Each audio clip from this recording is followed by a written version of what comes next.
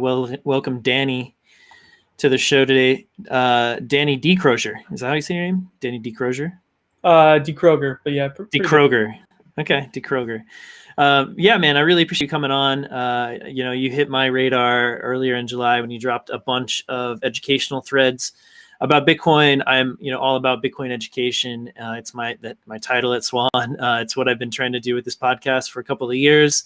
And I really appreciate that stuff. And then I've kind of come to learn a little bit more about your story, which is really interesting. And we can kind of kick it off with that. So you used to play baseball in college, and then you went on the pro circuit for a while in the minor leagues. Let's talk about that, man. First of all, what did you study in college while you were playing baseball? So I studied computer science in college. So that's where I kind of learned a lot of my computer programming stuff. But yeah, after college, put that all on hold and went and played pro baseball for 4 years. So that was a really fun experience. But then once that ended, it was sort of a natural fallback to get back into programming, and eventually ended up working in the industry. So nice. So what drew you to coding and computers and all that fun stuff? I mean, I grew up a computer nerd too, so I'm sure they're the same kind of like attractions. But yeah, what was it for you that it was so interesting? Yeah, I remember in middle school, these kids, they had figured out in our computer lab how to access the other machines in the lab, and they could get the computer's disk tray to open. So we would pull pranks on people where we'd be sitting across the room, and we'd do like Drew till tray eject on their computer, and it would open up their thing, and they'd like look around, push it back in.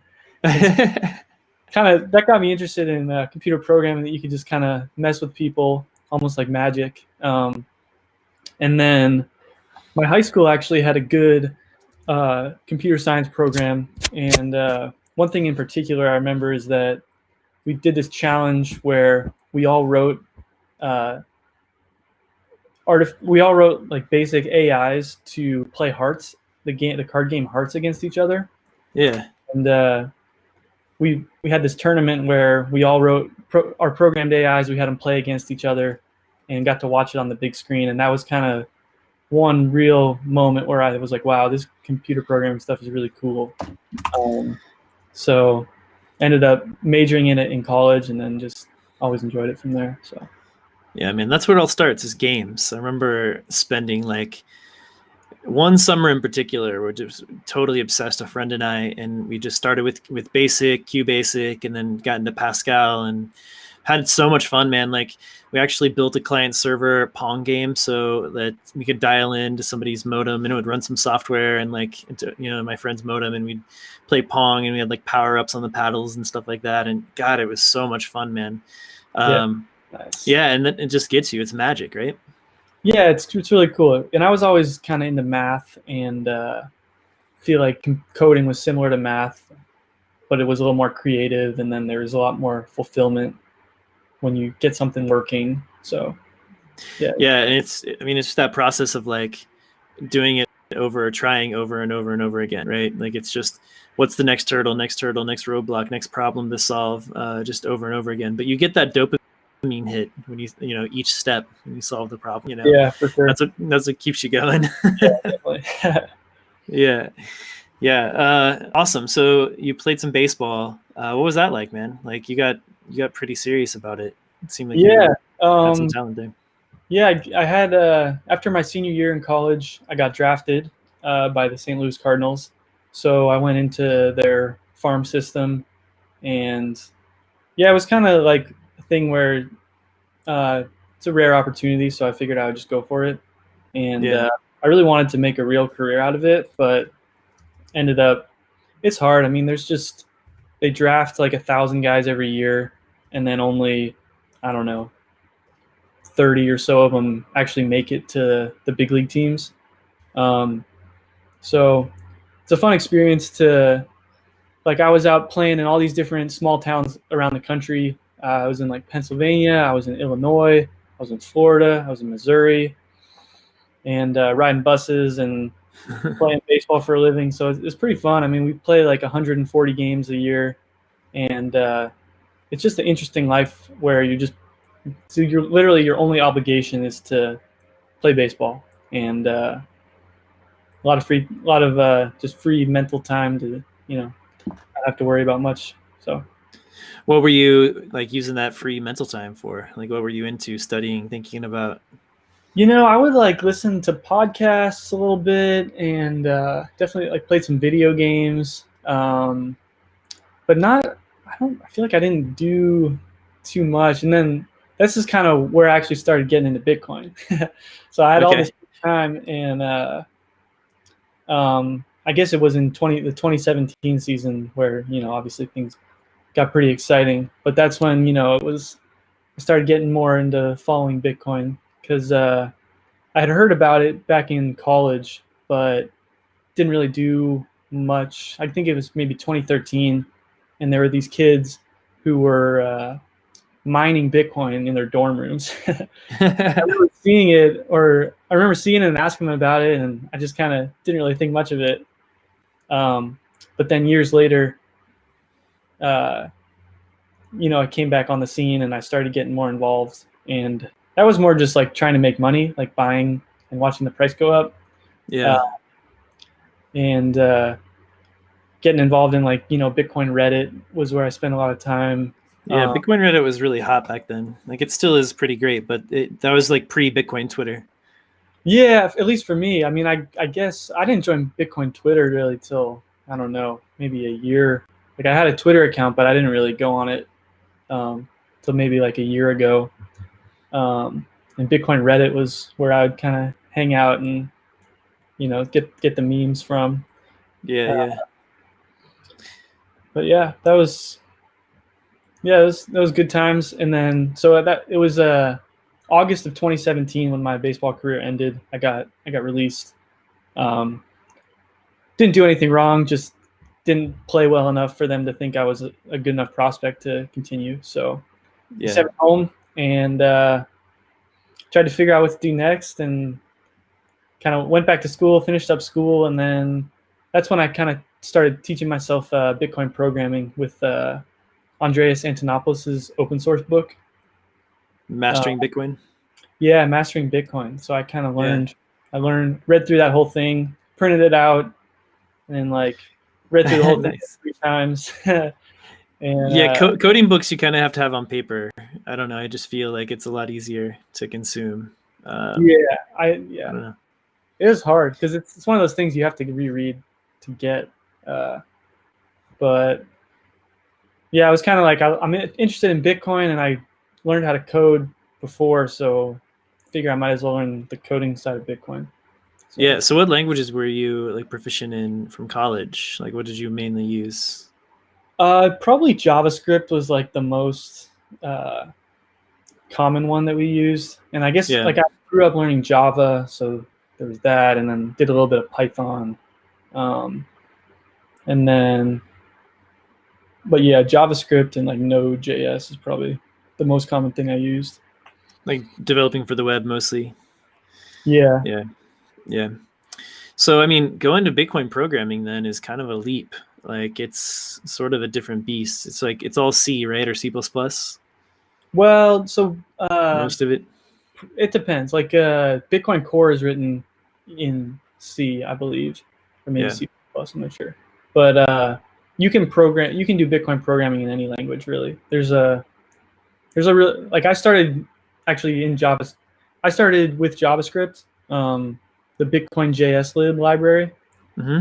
um, and that was when I started programming. I used that. Actually, my first endeavor into to Bitcoin programming was I built this Bitcoin lottery website where you would send you basically join. It's like a it was you'd send money to the server, and then that would get you tickets, and then every hour it would like randomly select the winner and then pay out the winner. That was my like big idea for That's awesome. I mean, people like to gamble, like maybe these days people are more like, I don't want to gamble with my Bitcoin. But yeah, I mean, especially back in 2017, just It was just Yeah. I don't know, people were going crazy. And people love gambling. There were lots of gambling platforms, crypto gambling platforms and stuff. Um, Yeah, I yeah. think So did anybody use it? no. So basically, it was just I kind of showed it to my friends, and some of my friends played, and they kind of liked it. But then that's when I started looking into the uh, the laws around gambling, and Yeah. just kind of realized that even if it was successful, it was going to be a nightmare, and like I would have to, move to Costa Rica and run it out of like it just wasn't a realistic thing that I wanted to pursue. So I ended up shutting it down after a week or two of just my Yeah. friends doing it. So Yeah. that was a fun experience where I learned a ton, but ended up not really. I didn't really do anything with that, but that definitely helped me get the job at BitGo, which is the first job I got in the industry. So Yeah. yeah, So that was 2018 then? yeah, that was Your big go like job? fall of 2018. So it was about a year after baseball had ended. I had like kind of bounced around, was just like coaching for a little, but then eventually ended up landing that job at BitGo, which was my first real software job. Yeah. That's awesome that you're able to land like it. It still is, but definitely was then even more rare to find a position in Bitcoin. So that's pretty cool that you were able to land that job. Who'd you work with there? I think was Jameson Lop still there at that point? No, he wasn't. He was not there. He had left for Casa. Um, Uh-huh. I worked with one of the guys I worked with is Mark Earhart, Merch on Twitter. Um, Oh, merch, yeah, yeah, he and I worked pretty closely, so that I felt really lucky about that because I learned so much from him. dude, he knows so much. I mean, he basically runs the Bitcoin Stock Exchange, and He's everywhere out and there. oh yeah, he's everywhere. He does all the editing, like so much of the editing. And if I go to land on any page on Stack Exchange randomly at some point for whatever reason, I see merch in the comments. So yeah, I mean, props to that guy. He does so much for Bitcoin and kind of lingers in the background, you know. Yeah, so he was. I sat right next to him when I started at BitGo, and he was the guy I would bother about just everything because a lot of the stuff like using Git and GitHub and SSH keys and all this stuff was pretty new to me. So I was Yeah, just tapping him on the shoulder the whole time, like bothering the hell out of him. But he was so helpful to like get me up to speed with a lot of the professional stuff and then a lot of Bitcoin knowledge. So that's awesome, man. That's a great experience. yeah. And so then when did you go to Cash App? That was pretty recently, right? Was that this year? Yeah, so I was at BitGo for about a year and a half, and it was great. I mean, they're super. That's a great place to work, and they're just have been leaders for so long, like pioneering multi-sig and their hot wallet APIs. So that was awesome. Um, but one of the things that I didn't really like is that they like support all these different cryptocurrencies, and it was just kind of they kept adding them on, and so it's like Tron and then like Algorand, like whatever the next one was, and I was just like, oh, Yeah, like I'm not super interested, uh, not interested at all in any of those other things because they're all, you know, I think they're in a different league, like a much they shouldn't be in the same league as Bitcoin, and I wanted to spend more time on Bitcoin, so that's kind of what got me thinking about uh, Cash App actually, just because I used the Cash App product and I really liked it, and they're Bitcoin only. Um, yeah, I wanted to work more on Bitcoin, and so ended up applying to Cash App. how did you come to that conclusion or whatever, that belief that or desire that you really only wanted to work on Bitcoin? Were you ever interested Um, in altcoins at all? I actually was like I was interested in altcoins at one point. I think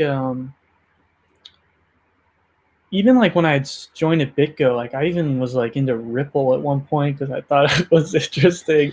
Um, Everybody seems to yeah, like know about or have heard of Ripple. Like any like new coiner, my friends who were like, oh, "What's Bitcoin?" You know about Bitcoin in 2017? They're like, "Well, what's this Ripple thing?" You know, and yeah, somehow they just reached so many people. yeah, their YouTube videos Yeah, and but yeah, but honestly, what did it was working day in day out seeing, because at BitGo we ran full nodes for all these things, and then you see all the problems that come with running an Ethereum node, running an EOS node, a Ripple node, and there are so many issues that come with those networks. Like at one point, the EOS nodes, like half the network was 200 blocks behind and couldn't keep up. And it was how the network was going. And you're looking at this. Meanwhile, you're seeing the price go up, and there's just a complete disconnect between the quality of the network and the traders who have no knowledge about how the network is running. And so that, just working with a lot of these altcoins day in, day out, seeing how things like Bitcoin Cash, will make breaking changes in hard fork and just like screw half the network, and then there's these huge reorgs, and it just, you look at these and you're like, these are not stable projects. They're not like run in a sustainable way. And that's when I really was like, okay, this is why like I need to focus on Bitcoin, because this one is stable. It has a plan. And yeah, it's just, to me, Bitcoin's the winner out of all these, and it's not really even negotiable. Just not even close. And quality, network effect, just devs, obviously, like in terms of liquidity and all that stuff, it's just like not even close. It's dominant. And money is like kind of a winner take all situation, right? Like it's something, it becomes the most saleable good in the economy, becomes the money. And so eventually I think we're headed toward, because of Bitcoin, like a free market for money, right? And if that's the case, then it's going to be Bitcoin. There'll be stuff on top of Bitcoin or whatever, but that's going to be the base, base collateral and reserve asset and all that. That's what people are going to want, man. People are going to want the Bitcoin. They're going to want the real deal. If they can have it, they'll get it. So then you went to Cash App, and Cash App I have tons of respect for Cash App. I use Cash App. Tons of respect for Jack, and what he's doing with Square in particular. And I mean, it's just kind of amazing to have, a CEO of two major public companies, very well-known and outspoken guy, who just loves Bitcoin and gets it. Like he was like into the cypherpunk ethos when he was a kid and stuff growing up. And just, I mean, he's a Bitcoiner, and it's kind of amazing. Like, what do you think? Was that like part of what drew you to Cash App? And like, two, what do you think is the impact of having someone like Jack Dorsey really be a cheerleader for Bitcoin in the world? Yeah, seeing Jack and his stance on Bitcoin was huge for me. And yeah, I think it just brings a lot of legitimacy to the industry, because how can you, if you're a Bitcoin doubter, how can you look at someone who's runs two public companies, has been a pioneer in technology, and he's got one word in his Twitter bio, which is Bitcoin? And so, right. It brings a lot of legitimacy, I think, and it's just nice to know someone with that much influence is very principled in how he's approaching the space. Yeah, it is. It's fantastic. I remember like early-ish 2018, maybe like late spring or something, and like the bear market was like, definitely setting in. The mood around Bitcoin Twitter was a little sour, and Jack came out and just made a post about Bitcoin and started holding court about like being a Bitcoin maximalist, and all these shitcoiners were coming out and like, what about Tron? What about EOS? And he's just like, nope, nah, not interested. Bitcoin's all that matters, and Bitcoin's going to change the world. Bitcoin's going to become the native money of the internet and all this. And it was one of those moments. Like right now we're going through sort of the same thing with Michael Saylor, MicroStrategy, and everyone's just like hanging on his every word, and he's kind of holding court. And saying like, no, he's not interested in anything else. Bitcoin has won, and is going to hold for 100 years and all that stuff. Yeah. It's cool to see these cheerleaders, these like high profile cheerleaders come out for Bitcoin. I don't think Bitcoin needs them, but I think it definitely helps with adoption for sure. Yeah, it definitely also just kind of brings like some relief or some validation to someone who's been enduring the bear market, Yeah. But someone like Michael Saylor can come along and within a year, not even a year, just fully gets it. And there's no, fully gets it 100%, where he's talking about cyber hornets and encrypted walls of energy. Like, yeah. He's already a Bitcoin poet, and it's been like a few months. And he owns a whole lot of Bitcoin now. Yeah, it's pretty amazing. Just the speed at which people are coming along in general in 2020, just really astounding me. I think it's one of the most bullish things in a pretty bullish year for Bitcoin is these, new people are coming in and just really getting up to speed. And just, if watching from kind of our vantage point in behind the scenes at Swan, and talking to people who are getting into Bitcoin. And we're kind of surprised that we have a lot more people new to Bitcoin than we thought we would have at this kind of stage of the company, this relatively early stage of the company, which is great. But talking to them, people, they just get it. They're like, okay, well, I'm just only interested in Bitcoin. There's just so much educational material out there now that people kind of get that message much more clearly. And I think the Bitcoin signal to noise ratio is just a lot higher than it was even a couple of years ago. I agree. Yeah. And even seeing like, I think today we had the PayPal news that they're going to support cryptocurrency, and immediately people snuffed out that they're not going to have deposits or withdrawals. And everyone's talking about that. And I think it's great that people are catching on about what's important. And so PayPal is kind of like Robinhood, where you can buy Bitcoin on the app, but you can't move it out. You could spend it. You can buy it and spend it, but you can't withdraw it. You could hold it there, but not your keys, not your coins. And that is important, and we Bitcoiners teach people that there's going to be a lot of custodying of Bitcoin happening, but I think we'll get there. I think in general we'll get there to help people understand that, look, you can actually hold this thing, right? And there are solutions that are making it a lot easier for you to hold it, multi-sig solutions or something with like other companies that will help you like hold one of those keys for you for backup, in case you lose one or whatever. Like with Casa, and they're seedless as well, which is really cool at Casa. Like the setup couldn't be easier. You don't have to have a seed phrase to store or remember or whatever. So that's a really cool approach. But in general, just having people like 80 million customers between Venmo and PayPal,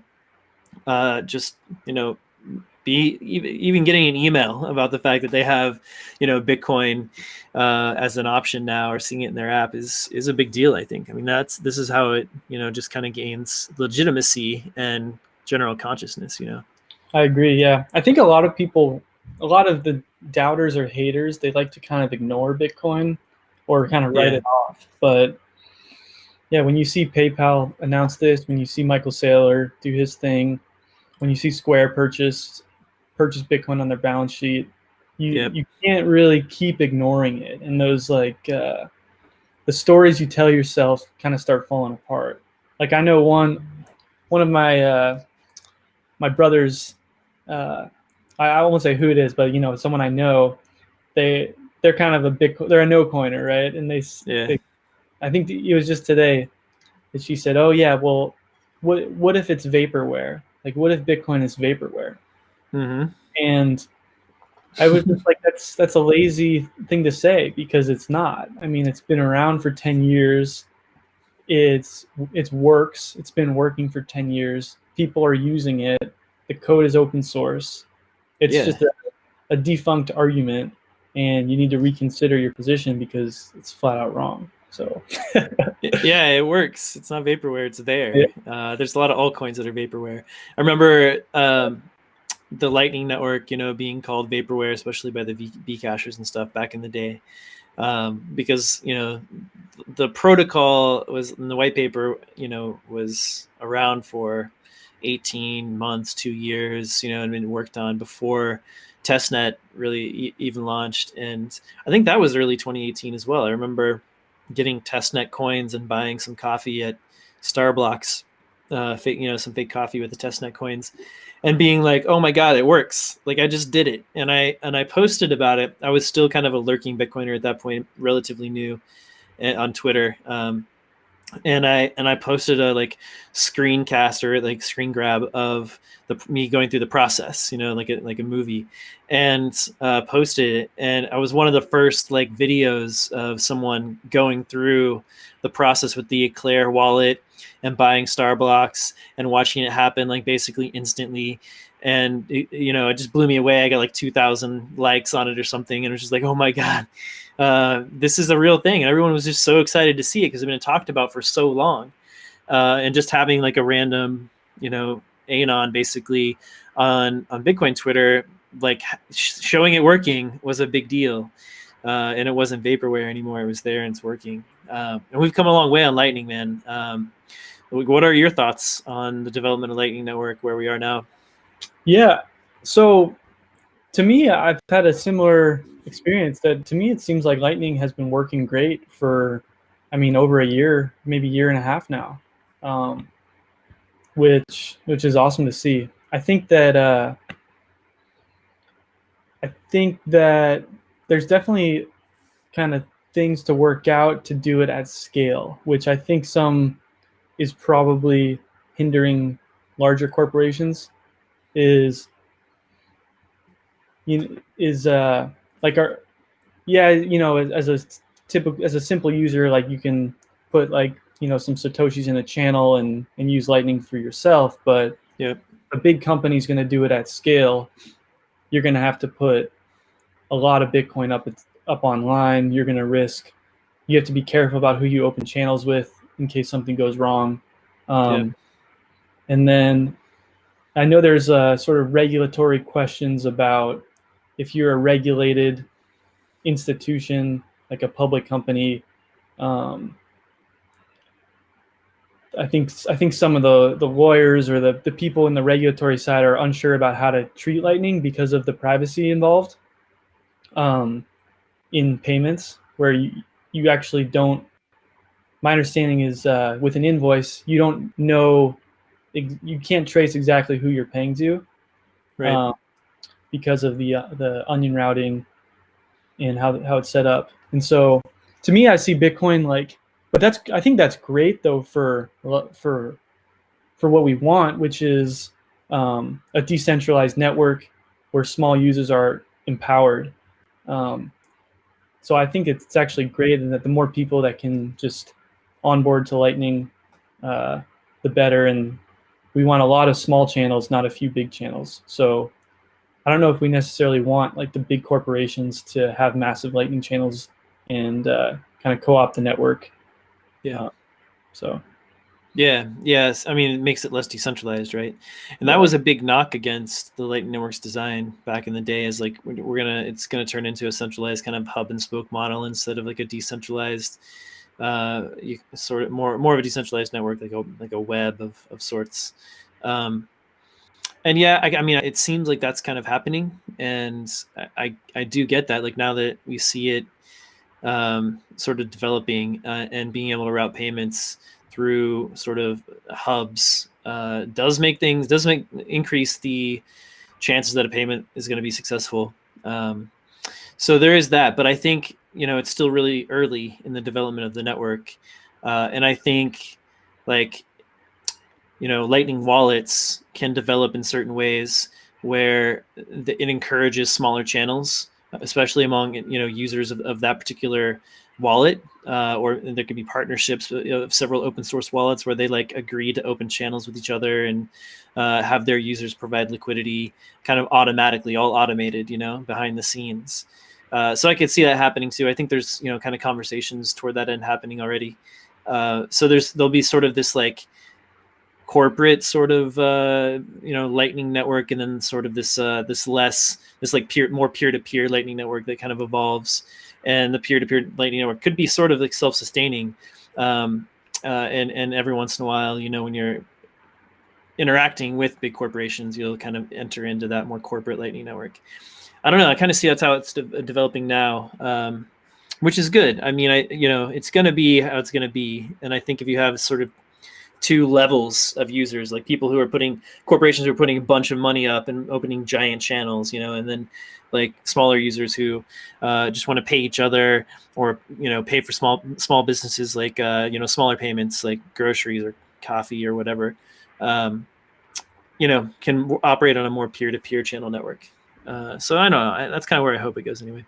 I think it will. Yeah, I agree with that. I think, and to the extent that large corporations have like massive channels, I think they're going to be pressured from a regulatory perspective and that might discourage that, which I think is a good thing. Yeah. But yeah, the more BTC Pay servers, the better. And it kind of starts with merchants, right? Like I think eventually you're going to have merchants who just want Bitcoin over fiat, which I think would drive Lightning a little more.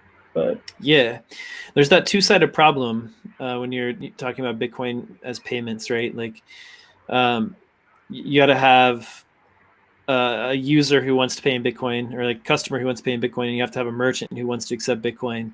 But there are some services that are coming up with innovative ways kind of around that. It sounds like PayPal is going to be able to handle that. Like you can pay with fiat to a merchant who wants Bitcoin, and PayPal will handle the conversion, and vice versa. Strike is doing that as well.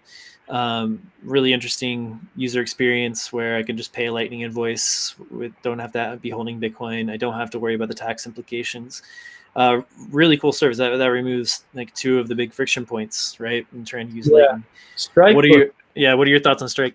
Strike looks really cool. I downloaded the beta when it came out, and I sent Jack Mallers I think I sent him a $1.11 payment just to try it out. But yeah, I think they got the right approach. Like, I really like the mission that they're on. Something about these jacks knowing how to run a company. But I really like what they're doing. I think they're doing it great. Yeah, they're solving that one side of the two-sided problem. So now it's a lot easier for merchants to start accepting Bitcoin. And with that trend of like, companies starting to think about having Bitcoin on their balance sheet instead of holding cash, it makes sense to start accepting it, for your services instead. And then you won't have to, pay to convert your Bitcoin to fiat. It's just there, and you hold on to it, and you kind of use fiat income to pay your bills. So yeah, that's pretty cool. I think that's an encouraging development. What about like just, I don't know, the developments on the base layer that you're excited about, I guess? We've got some like Taproot, BIPs 340, 41, 42, I think were just merged into Bitcoin Core. They're not activated yet, but that's a big step, man. And there's a lot of interesting things that can be done with that improvement. So you want to talk about like, what those improvements can bring to the protocol, like what user experiences and features and implementations can be created from Taproot? Yeah, so Taproot is, I think, a very nice development. It sounds, to me, my understanding is that Taproot's going to let us have more complex spending conditions. So you could have a really complex multi-sig arrangement, and you can get that without having a huge footprint on the blockchain. So that would reduce fees.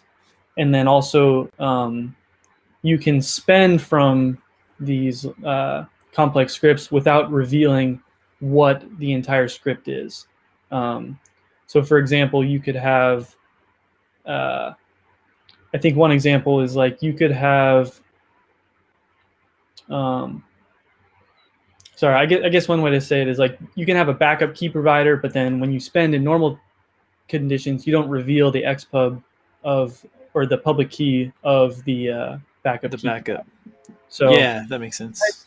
Yeah, I think it's nice privacy improvements and nice scaling improvements. Yeah. And What about this kind of new trend? I don't know if you've looked into it or studied it at all, but of DLCs, distributed ledger contracts. Is that what they're called? Yeah, discrete log contracts. Discrete log contracts. Yeah. Yeah, I was gonna mention that as what I'm kind of most excited about for the next several years. Yeah. I think like SuredBit is doing a lot with this. SuredBits, like they're already, discrete log contracts I think are going to be super powerful because it really lets you start making bets or markets on the network without, like, you can do non-custodial futures contracts on the Bitcoin network. Nice. That uses a trusted oracle. Sorry, not a trusted oracle. It's like the one. I think it's as close to solving the oracle problem that we're gonna get. Yeah, I don't know. I can, if I go into the details, I'll probably butcher it a little bit. But my understanding is that you can have basically like an oracle who can sign off on, like, if you say you and I are making a prediction about what the price of Bitcoin is going to be tomorrow, we can rely on a third-party service to either sign whether it hit what we're guessing or if it didn't hit what we're guessing, and then we can make a non-custodial contract based on that result, and the oracle doesn't know about our contract. Okay. I believe is how it'll work. And so I think it just opens up the door to all types of true decentralized finance applications. Yeah, so DeFi with Bitcoin, actual DeFi. Yeah, I think it can be really powerful. I think mostly in the like futures contracts or prediction market type things. Yeah. That's really interesting. So SuredBits is working on it. There was another company. The name's not gonna come to me right now, but there was another company that's doing some interesting stuff. Atomic Finance, Atomic.finance. They're doing some interesting stuff with DLCs. I want to get them on the podcast at some point and hear a lot more about what they're working on. But they're kind of on the pioneering edge of working on that stuff. So, I mean, that's a really exciting development too. And, so Taproot will allow more complex scripts, more private. So you only have to like open up certain pathways that end up being executed on that contract. You don't have to show all the other like pathways that the contract, execution could have gone. What do you think about Schnorr signatures? That's been, pending for quite a while. What do you think about the potential of it, like actually, being merged into core and starting changing the way we do signatures, right? Yeah. I think I wish, it had Bitcoin was originally built with Schnorr signatures. Right. That's like one of those little trivia facts, right? Because Schnorr was around, but it was still trademarked or licensed or something like that. A patent or something. Patented. Yeah. So you would have to license it. And so Satoshi was like, F that. And so they used ECDSA, I think is what it's called, for signatures. Yeah. Yep. Instead, which have been around for a long time too, but aren't as good, right? Yeah. Schnorr, just trying to understand the math behind it, like, makes way more sense. It's way easier to understand than ECDSA. Yeah. Which is pretty interesting. But yeah, it seems like just an overall better signature algorithm.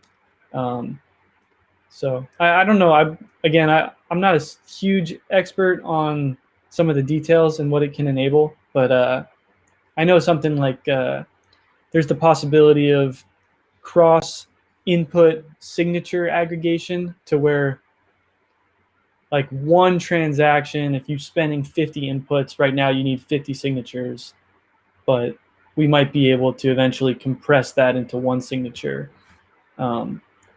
So just some cool things there that will help with scaling the base layer. And maybe helping with privacy as well. Yeah, privacy too. Like with coin joining or something like that. Yeah. So yeah, okay. So you've got these threads. They're pinned to that we were talking about earlier. They're pinned to the top of your Twitter profile. And you mentioned to me before we started recording that you're thinking about compiling them into a book, and you have like a GitHub repo going for that, and I'll link to that in the show notes. And it's very interesting. So it's really focused on like um, simplifying concepts, technical concepts around Bitcoin for the most part. There's some other concepts in here too, like that we can get into as well, but like things that Bitcoiners might be lesser known among Bitcoiners, like child pays for parents or replaced by fee, which are really interesting like use cases for Bitcoin that can be helpful in a lot of circumstances that Bitcoiners may not know is an option. So I'd love to hear like just a rundown summary on those two options and what they can do for you. Child pays for parent and replaced by fee. Yeah, for sure. So yeah, child pays for parent is one thing where it's a good technique if you, so say you've sent a transaction out, but then your fee was too low, and so it's unconfirmed. You're waiting an hour, 2 hours, and there was a big spike in the mempool, and so your transaction is not getting confirmed. Yeah. What you can do with child pays for parent is you take that transaction and you take the change output. So your transaction probably had a change output that goes back to your wallet. Yep. You take that change output and you spend it. You just create a new transaction that spends the change output back to yourself, but you pay a higher fee rate. And so then the miners, they don't want your original transaction because your original transaction has a low fee rate, but they want your new transaction that has the higher fee rate. And so, but they can't get that high fee rate one unless they also include your low fee rate one. So Right. the child, which you created, pays for the parent, which is the less expensive one. And so that's a technique that something like BitGo's API has, which is where I kind of learned about it. And we have that internally at Square at Cash App, where if we need to, a internal wallet transfer happens and we need to speed it up, we can now CPFP it. It's just a nice kind of thing to add to your toolkit. How can like a regular Bitcoiner do it? Because you'd have to have at least like coin selection, right, in your wallet to be able to do it. So it's not like, I don't know if this is something that's super helpful for just an everyday user. Because you have to. It takes a little bit of, coin selection, and if you pay too high of a fee, you might overpay. But that I think brings us into RBF, which is something that is more useful for a normal user. Yeah. So RBF addresses the same problem, but instead of creating a second transaction to speed up the first, you can actually just replace the original with a higher fee transaction. So a lot of wallets enable this by, I think something like Electrum might even do this by default. If not, you can set it in the settings. But this is super nice, where basically your transaction just encodes a little data thing on it that says, hey, this is replaceable. And then all the nodes in the network, they know that this one can be replaced with a higher fee.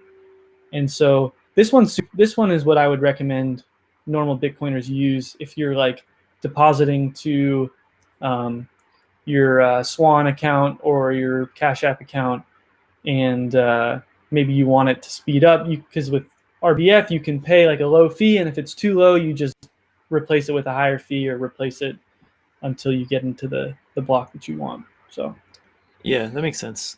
So was that something that was built into core like from the beginning or early days? There's like a special piece of the transaction that says it's replaceable or not, and like default in most wallets it's not, but you can set that to be on if you'd like. Yeah, so my understanding is that this was not originally in Bitcoin Core.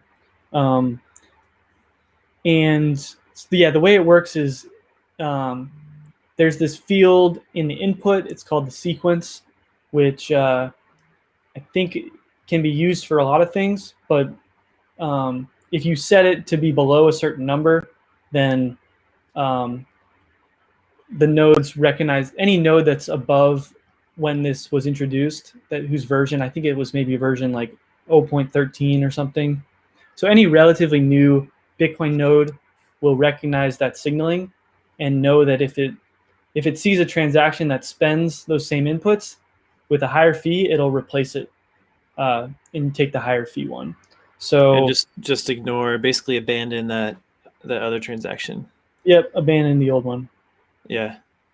So That's cool. Yeah, that's totally useful too, and something that's more accessible than child pays for parents. Basically, like just an easier to use child pays for parent, right?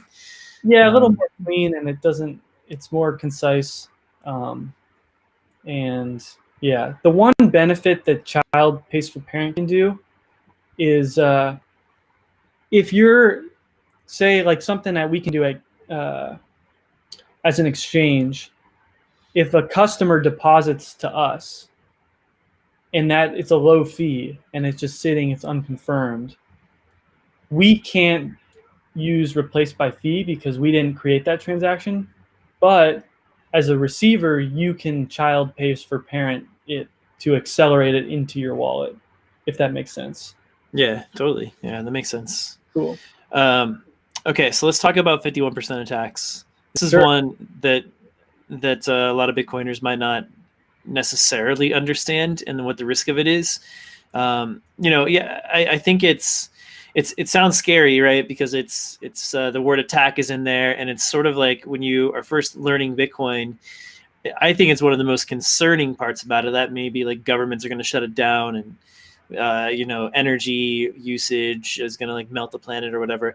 Those are like the typical FUDs. And then the 51% attack idea is like, well, you can just marshal enough computing power to overcome the network and basically take it over and, reassign transactions and reorg the chain in your favor, et cetera, et cetera.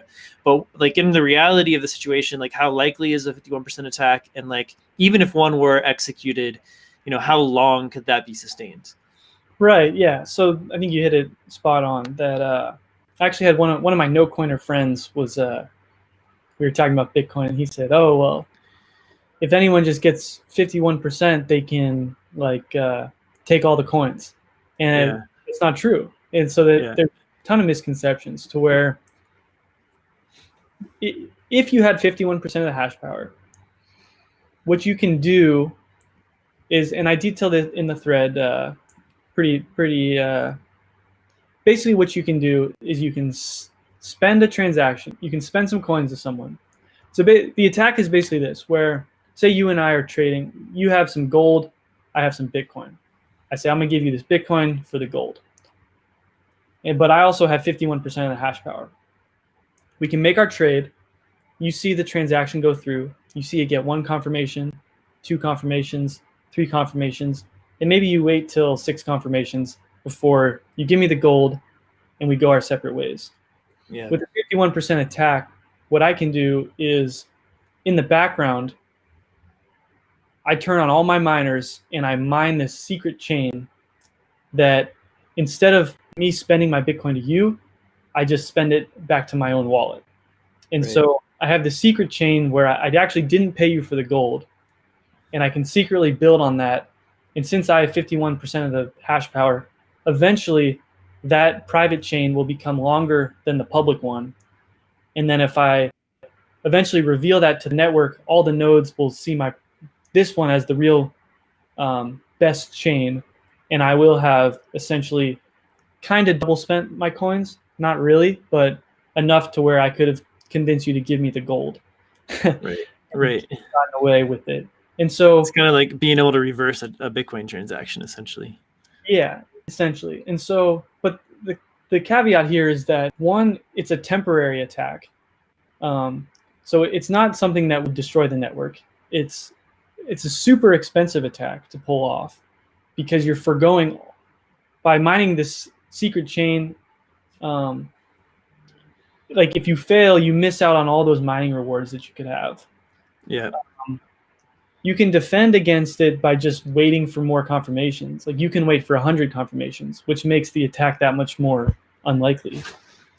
Yeah, Um, because the hash power like required to have like create 101 blocks beyond what the rest of the network is doing is just, crazy. You'd have to have 80-90% or something of the hash power to be able to like catch up with the chain on that level, right? well, I think I think it would just take longer. So that you're just taking Okay. much more risk to where if Yeah. you're 51% of that all of a sudden goes down to 49% and you can't pull off the attack, you've just missed out on like Yeah. so many mining rewards. Yeah. Um, and then there's so it's a temporary attack. It can't create new coins. It can just reorganize the chain to like kind of double spend. Um, and then another thing is that the incentives don't. A lot of people say the incentives don't really. Um, there's not much of an incentive to do this because if you could pull this off, you would really kind of hurt confidence in the network, which then you've accumulated all this hash power and you're just gonna destroy the thing that's making you all this money, or like, you know what I mean? So Oh yeah, yeah.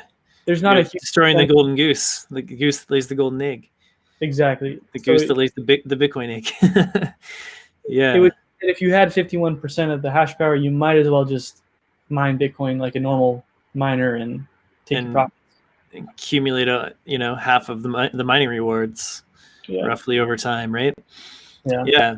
Yeah. So it's really not that big of a deal. And like people who are advocating proof of stake to like point to that and being like it'll solve this flaw.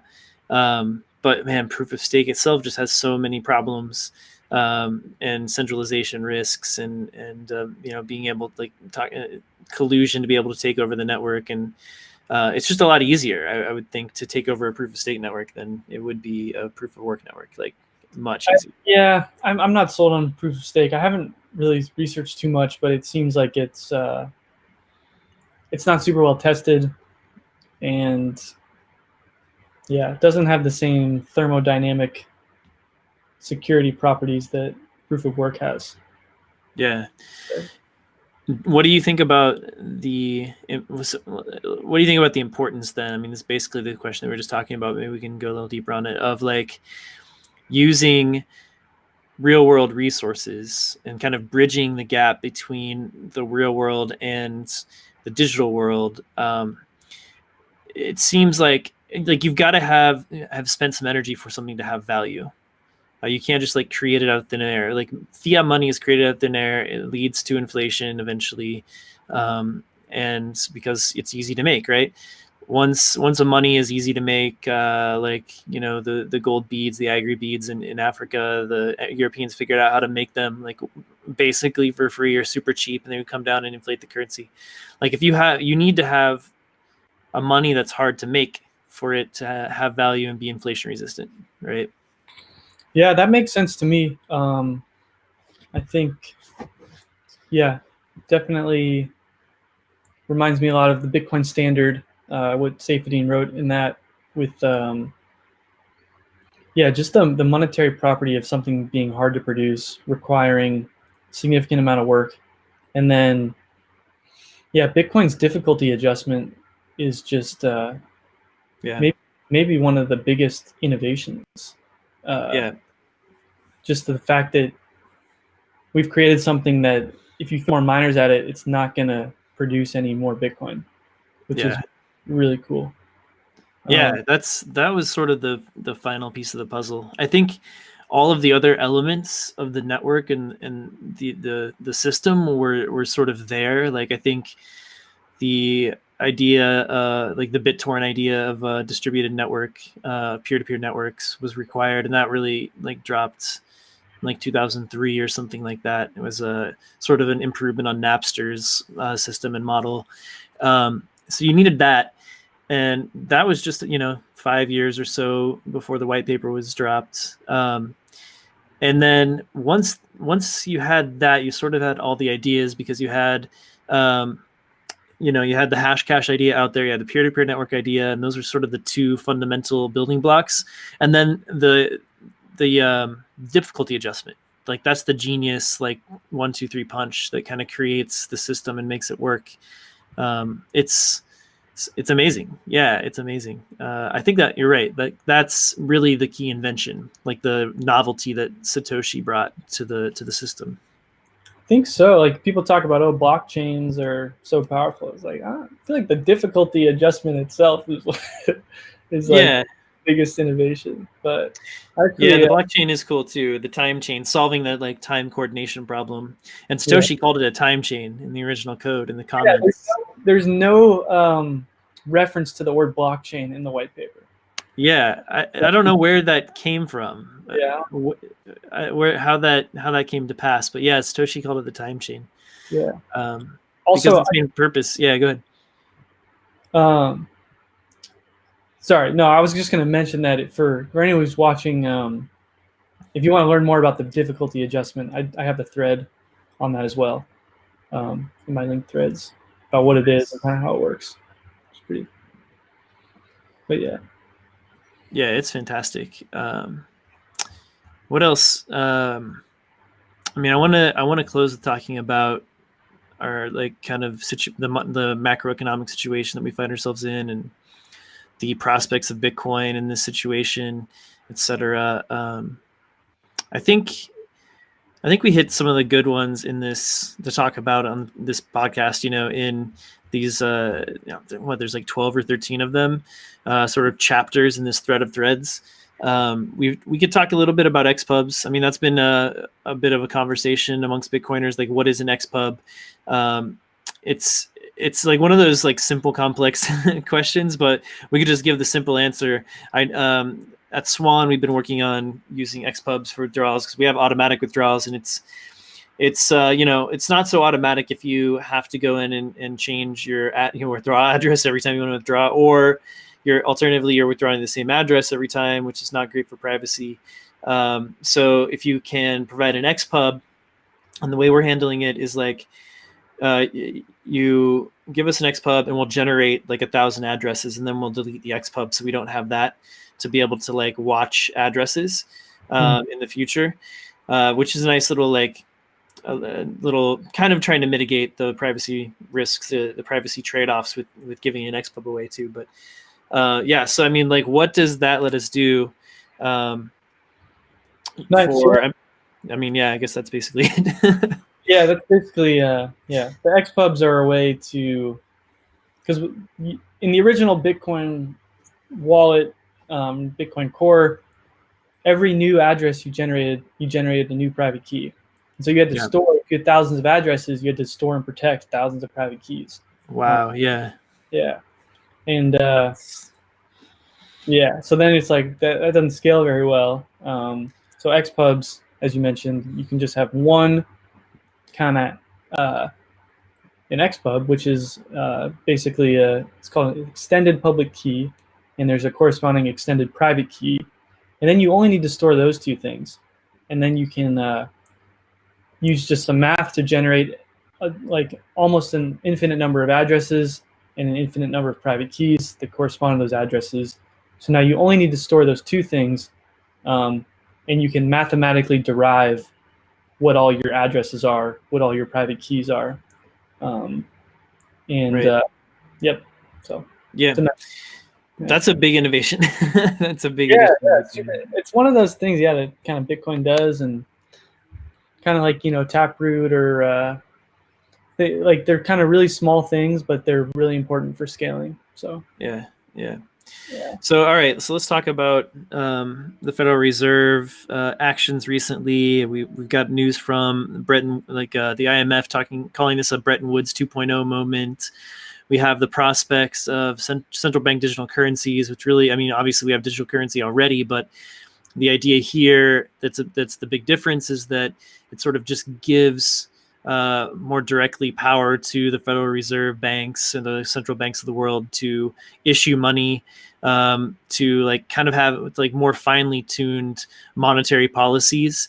For instance, like you could have a wallet that has an account directly with the Federal Reserve, and they'll issue money directly to citizens whenever money is printed, and it makes UBI a lot easier. But you could also very precisely choose people based on some like I guess social, um, like system or idea, or like political, like this designed by politicians to give like negative interest rates to certain people and positive interest rates to certain people. It makes it a lot easier than to just like shut down your account, for whatever reason, just kind of make your take away your economic life. Yeah, So or it's interesting. It's sort of Orwellian. it's totally Orwellian. Yeah, and just the thought that they can give you money that can only be spent at certain places, or Yeah, it really bothers me, honestly, seeing the IMF come out with things about a new money system, or even anytime someone from the Federal Reserve speaks, just to think of the audacity that they have to think that they are somehow ordained by God, that they should have total power over money. And it's like, it's just a yeah, ridiculous concept that we would let a group of unelected people determine how money works, what is money, and just like have total control over it. It's just I think we're going to look back on this and just think about in many years when Bitcoin is kind of the standard, and just think how ridiculous of a concept that was. And so, yeah, I just hope I think more and more people are going to keep waking up, and that's kind of our job is to, yeah, I mean, I've always been kind of a free market guy.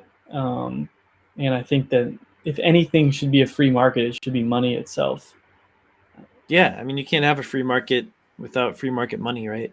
Yeah, there's Um, no other way that we can coordinate as a human race, like allocate resources in an efficient manner if our money supply is getting messed with. yeah, Um, yeah, yeah. I mean, imagine where we could be with an actually like free market money. And now we have one that's viable because gold, which was arrived at over and over again as the best free market money throughout history. yeah, It was just, yeah, it was just too much, too vulnerable to centralization and kings and monarchs or whatever, like governments, even democracies, will end up centralizing it in one way, shape, or form. It's just too powerful. So people are going to figure out a way to get control of it. Um, yeah, so, and it's going to happen to Bitcoin too. I mean, it's like right now it's still sort of flying under the radar a little bit, but it's becoming more and more respected by important, powerful, I should say, like parts or members or individuals in the economy globally in the United States. And so the government, the Federal Reserve, the central banking system is going to start taking note of it more and more. So yeah, I mean, there are ways. Like, what do you think are the ways that these centralized parties, these central banks and governments could attempt to take at least some control of Bitcoin away from people and the way that yeah. our ideals of it. I think Marty Bent has written some good stuff on his thoughts lately, which I agree with. Is that I think their move is to crack down on the on and off ramps and Mm-hmm. put a lot of pressure using like the travel rule and things like that that tries to somehow make self custody illegal or um, gray area for large companies. And so, yeah, I think it's on us as users to take control of our own keys, to use decentralized exchanges, so things like BISC, um, and just develop things like BTC Pay Server, self-host, and that's how we create the future that we want. Um, Yeah, but yeah, yeah, and also hopefully companies like Square can have strong stances about this, and someone like Jack can lead us and work with policymakers so that it doesn't become a war. Because ultimately, our governments should be doing what's best for us, not what's yeah, best. And actually, that's one thing I was back like a year ago when there were some hearings about cryptocurrencies in the Senate. I remember being like pleasantly surprised that it seemed like something like half of the Congress people were actually like in favor of Bitcoin and stuff. yeah. And so hopefully we can see more of that, where like kind of the Bitcoin virus just spreads into all aspects, and then the policymakers are Bitcoiners, and the wealthy people are Bitcoiners, and then we just, I imagine, hopefully that some of these old power structures will just kind of dissolve as their money goes to shit. Yeah, right. I mean, money's about trust, and you can already see companies, big companies, like Square included, where you are employed, and taking a stand and saying, "Look, we trust Bitcoin more than the U.S. dollar as a treasury reserve asset, at least up to a certain point." Wasn't Square's commitment like 1% or something? I know it was $50 million, but yeah. Yeah, I think that was about 1% of the Square balance sheet. So Yeah. hopefully we'll do more. It's Yeah. not really in my decision because it's the Treasury and the Oh finance yeah. experts that make those calls. But I'd love to see us put more. Yeah, and hopefully that will happen. It seems like it probably will. It's a prudent, I think, approach to sort of, crawl, walk, run in this sort of in this way. Michael Saylor just goes all out, which I appreciate. That's why we just love that kind of like 100% commitment. He's just going to go all in. If you're going to go strong, that's how you generate wealth, right? You concentrate into one asset. Yeah, it bothers me when people say that, oh, you should only put 1% of your wealth in Bitcoin because it could go to zero. But it's like, no, it's not going to go to zero because you have all these holders of last resort, and if you put 1% of your money in, you're not going to get the upside that you want on capitalizing on this like generational opportunity. So yeah. I personally tell, not a financial advisor, but Yeah. I think I mean, people and go hard or go home. You know what I mean? yeah, that's how you generate wealth, right? If you want to generate some big wealth, generational type wealth, you concentrate the wealth that you do have into a small number or even one asset, and it's a big bet. It's all or nothing. But when you have the information, you've done the work, right? That you have the conviction that this asset's going to do something more than it is now, and you have this. It just keeps getting de-risked year after year after year. All of the potential like failings and criticisms of it have been done away with, like one after the other, over the last 10, 11 years. And so I like right now, and like earlier this year, I think was probably the best risk reward moment in Bitcoin's history, as it just becomes more and more de-risked, and it's still under 20,000, under all-time high, right? This is a massive buying opportunity right now. I think people are realizing that.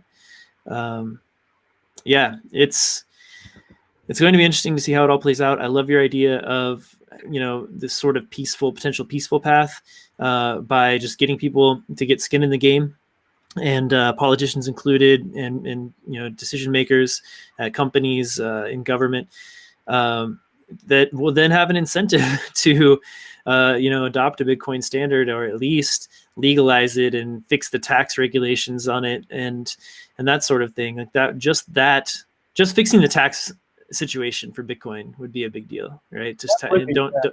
Yeah, that'd be huge.